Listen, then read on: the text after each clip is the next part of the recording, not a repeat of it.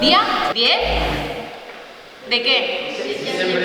Hoy se cumplen 70 años de la firma de la Declaración Universal de Derechos Humanos. Joves en Acció és un projecte de l'Ajuntament de Sabadell, finançat per la Diputació de Barcelona i que porta a terme la nostra entitat Taller d'Art, Cultura i Creació.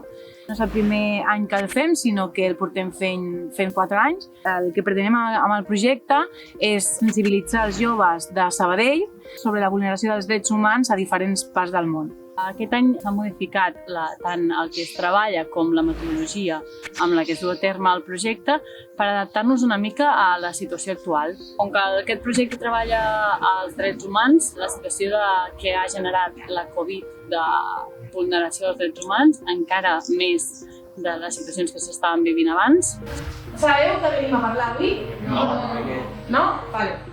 El projecte en si es basa en treballar dins els instituts de Sabadell. No podem arribar a tots, sinó que aquest any estem arribant a 5 instituts, que són el Ribat i Serra, l'Institut Sabadell, l'Institut Vallès, l'Escola Industrial i el Pal Vila.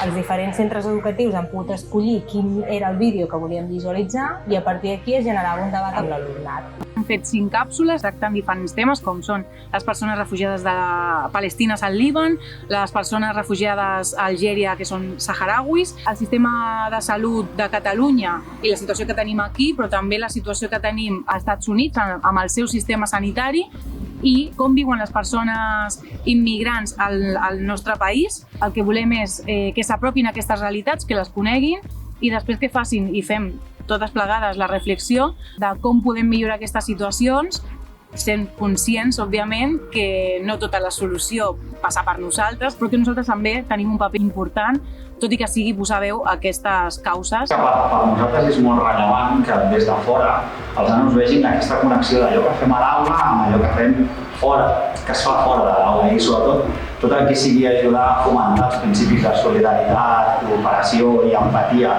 amb altres persones i sobretot en situacions desfavorides. És rellevant que els alumnes entenguin que un cop surten del centre que no cal anar molt lluny per poder trobar persones que et puguin ajudar a ajudar aquestes persones.